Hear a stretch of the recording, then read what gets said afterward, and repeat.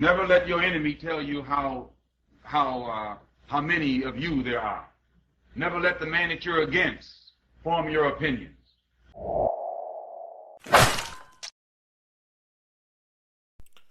You know, over the last few years, I've been watching our community, and I've been noticing that we've been falling prey to something that Brother Malcolm warned us about a long, long time ago.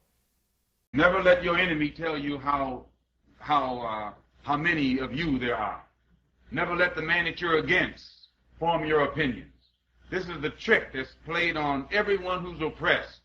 The first thing, an occupation, when you have a revolution in the country, the first thing you take over is the radio. And then you start telling the people, everybody, the war is over. And so all of them surrender. No, they believe that thing right there. And once they take that over, they start telling you where you are and where they are, and you fall right in line. It's plain thought control. The majority of the American people aren't segregationists. That the majority of the American people aren't imperialists. But the government is, the structure is, the power faction is. So, how then do all the majority go along with it? Because those who sit in power over the television, over the radio, and over the press is constantly telling those who are the masses how free they are, and how this they are, and how that they are.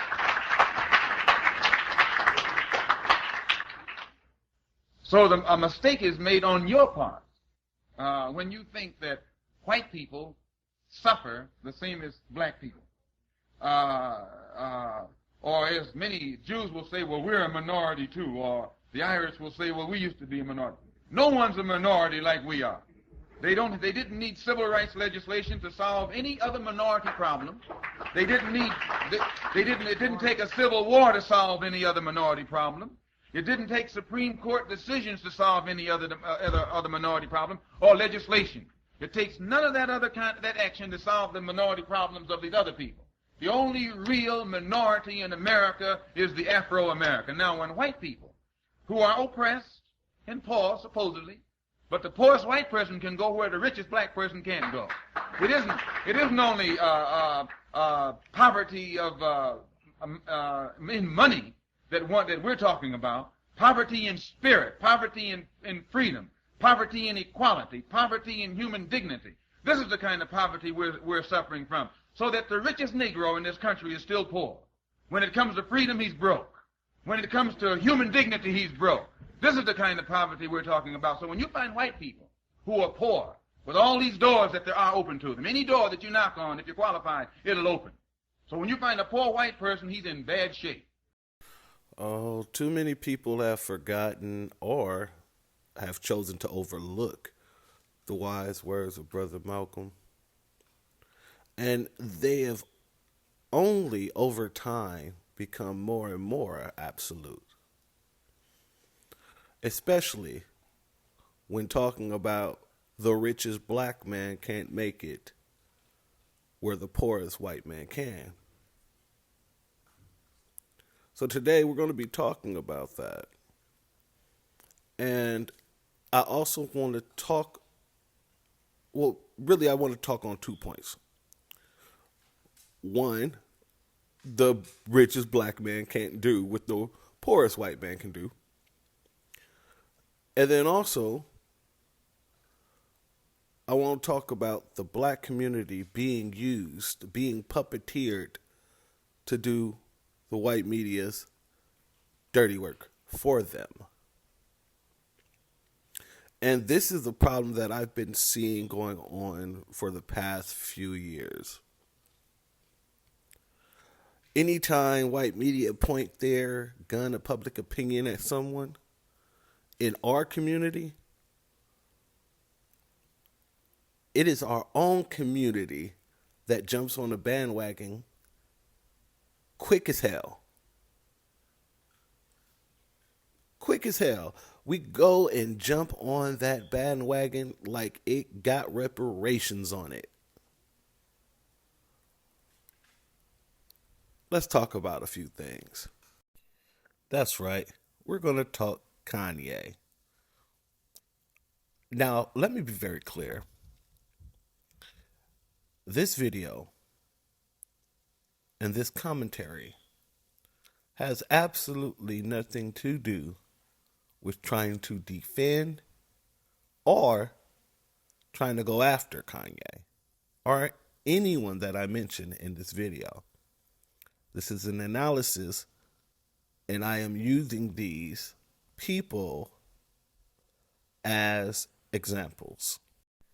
I've actually waited to do any type of commentary on the situation with Kanye because I wanted to see how it would escalate, and boy, did it escalate fast. The way Kanye is being dropped from these companies, you would think that Kanye was found guilty of murder in the first degree.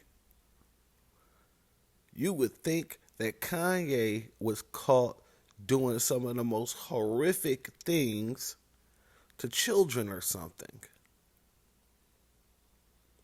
But this is how the media is basically framing it.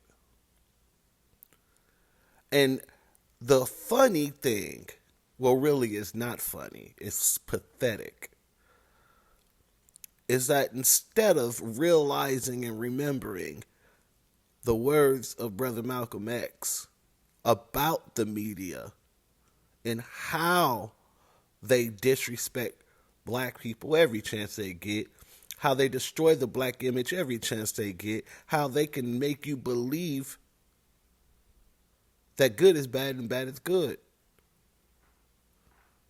So we've seen this all throughout the 2010s to the 2022. How black men are depicted in the media, especially after being a victim of police brutality or being a victim of police slaughter. But here we are, jumping on the bandwagon, doing shit like this. Oh! You think I'm playing games, man? Hey, I'm fucking somebody up.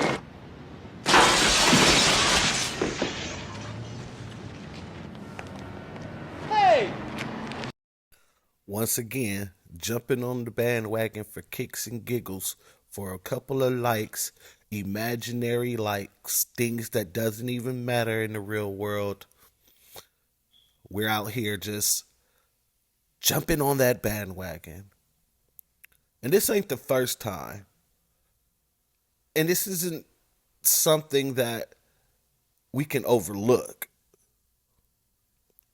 Because every single time the media has came and just mentioned anyone in our community, people in our community has jumped on and lashed themselves to those situations, creating memes, making sure to engage of why they believe the person did it. Here's a few more examples. Guys, remember this?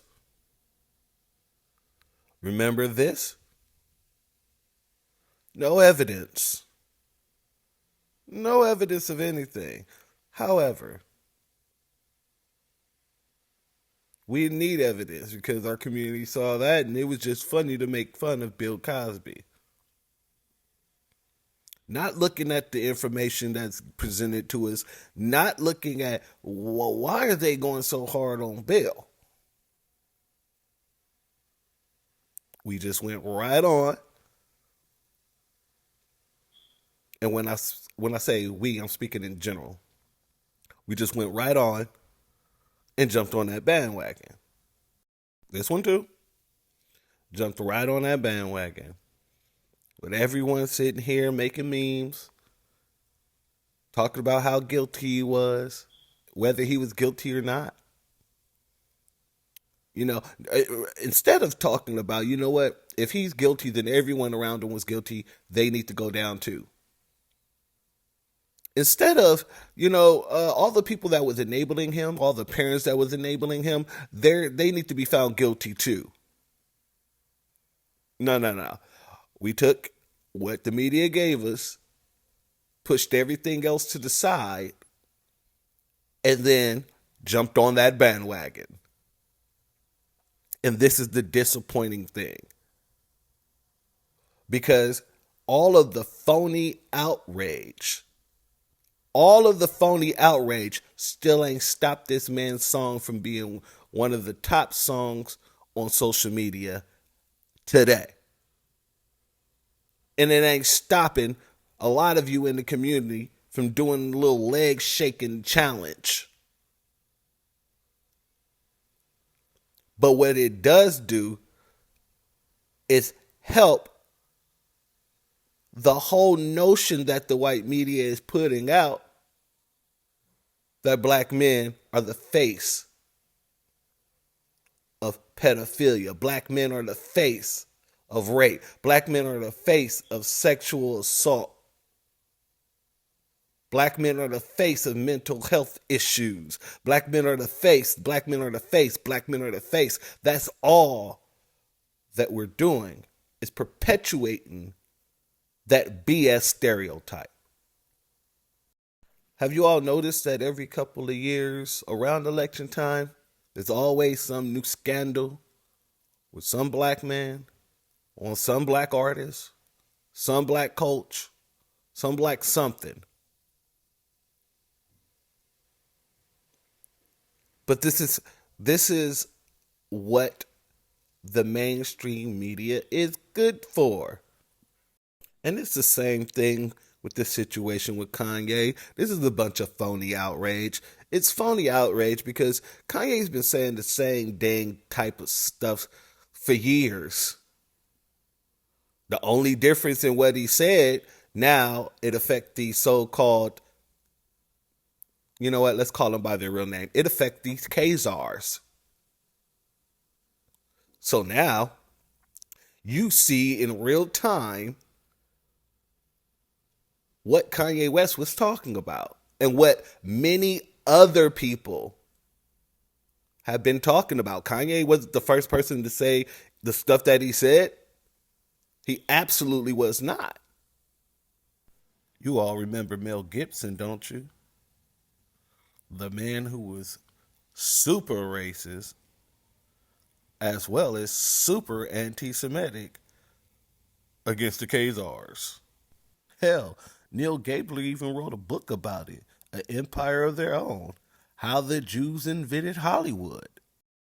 So Kanye ain't saying anything that hasn't really been said before. However, what he did say, and what he did make sure that he addressed, is how these Khazars use black trauma in order to gain wealth.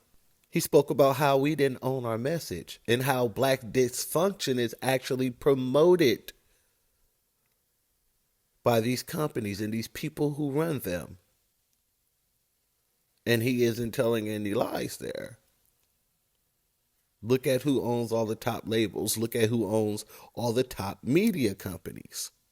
And then he also spoke about how rapping about killing each other and disrespecting our women in our songs and all this other stuff is the real anti-Semitism. Which, once again, he's correct. But here comes Ari Emanuel with some more phony outrage, saying Kanye's bipolarism isn't an excuse. His mental health isn't an excuse. And he called for every company that works with Kanye to cut ties with them. This seems eerily familiar, doesn't it? Yeah, because anytime you speak the truth, if you're black, it's going to be some extra issues. Because they snatched Nick Cannon's job away from him, several of his jobs. And they're doing the same thing to Kanye right now. But see, that's the definition of racism. Prejudice plus power. It doesn't matter how much money you have. They didn't have the power The power was in the hands of the people giving them the money. But back to Ari. Ari says that Kanye's mental conditions isn't an excuse. Boy, it's funny how a black person don't have to kill anybody. You just say some stuff.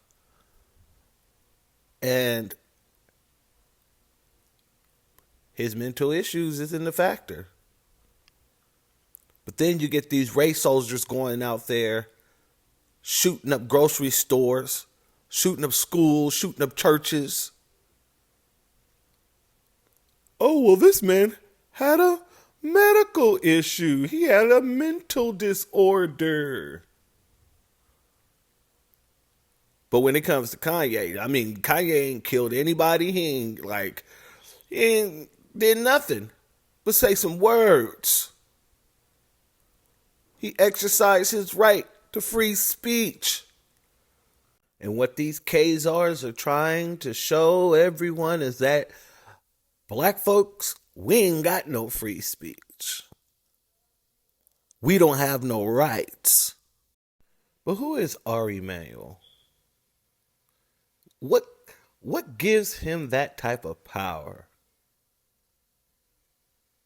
Well, maybe you might remember his brother, Rahm Emanuel. You know, Obama's old chief of staff who resigned, so that he could become the mayor of Chicago, where he then turned around and covered up the murder of Laquan McDonald. Yeah, that Rahm Emanuel. But let me ask this question. Do you think that Ari was running around telling people to cut ties with his brother for his anti-black racism? Do you think he was putting out articles saying, hey, it doesn't matter that he's my brother. You should cut ties with him. All business ties should be cut with my brother for his anti-black racism. No, that didn't happen at all. As a matter of fact, absolutely not. As a matter of fact, his brother was appointed as the ambassador of Japan. Now let that sink in. Oh, you could be anti-black, no problem, and be given an ambassador position to Japan. But Ari's not calling this shit out, is he? He's not saying, hey, my brother shouldn't be the ambassador to Japan because he covered up a murder. Because he covered up a murder. All people, all corporations should cut their business ties with my brother. He's not saying any of that. You see, family, America has always had that two-class system. And when I say two-class, I'm not talking about class as in Karl Marx class. I'm talking about black class and everyone else. The black class and everyone else, and everyone steps on the black class in order to make it in America. And this was one of the things that Malcolm spoke about. But the poorest white person can go where the richest black person can't go. It isn't only poverty of in money that we're talking about. Poverty in spirit, poverty in freedom, poverty in equality, poverty in human dignity. Now, we all know how the media portrays black men and women compared to white men and women when it comes to crimes. But I'm going to take a few more seconds out of this video just to really drive the point home. So in this country, you can cover up a murder and be completely anti-black, but still be put as the ambassador of Japan. A black man get caught participating in pedophilia, he goes to jail. and rightfully so. But if you have the hue of Roman Polanski, even if they got hardcore evidence and you've been convicted as a pedophile, you can get an Oscar. And even if they decide to remove you from the committee, don't worry, they'll give that seat to your wife. But if you slap a man at the Oscars, oh, you're going to be banned for over 10 years. Black rappers will have black DAs coming after them with RICO charges with little to no evidence, but them same DAs will not, I repeat, will not go after these alt-right groups, these white supremacist nationalists, not at all. And Kanye could get in trouble over his words, but James Gunn can make pedophile statements, make statements about rape, be outed for going to pedophile-themed parties, but still be named co-CEO of the DC Film Studio. And no, you don't hear Ari Emanuel calling for the cancellation of any one of these people. You don't hear any companies cutting these people off. Well, Disney cut off James Gunn for a minute, but what happened? They brought his ass right back. And this is what this country is. So my community, they don't need any more help destroying us. They don't need any more help destroying the image of black men. They don't. They got that down to a science. We need to stop jumping on the bandwagons when these things happen, though. Because all we're doing is perpetuating their stereotypes that they have about us. Showing them that we have no loyalty to each other. So we're all easier to pick off one by one by one. And as I stated, this isn't a video that is defending or condemning. Even though I have my own feelings, I do condemn a lot of the stuff. But this is not what this video is about. It's to show you. It's to show you these two worlds. These two United States. When they try to lie and say that it's just one. Racism's dead. Can't we just move on? We need to stop being so emotionally driven and understand when they're pulling on our strings. Peace and love. If you enjoyed this, please like, share, subscribe, and I'll see you next time. What I tell all my liberal Jewish relatives? What's that? Preach what you practice. They live conservative lives and they preach liberal lives. So when you say the tragedy of black life is lack of fathers, they say, oh, racism, racism, racism. But they all give their kids fathers. The people give their kids fathers, but don't think it's necessary for black kids to have fathers. That's racism.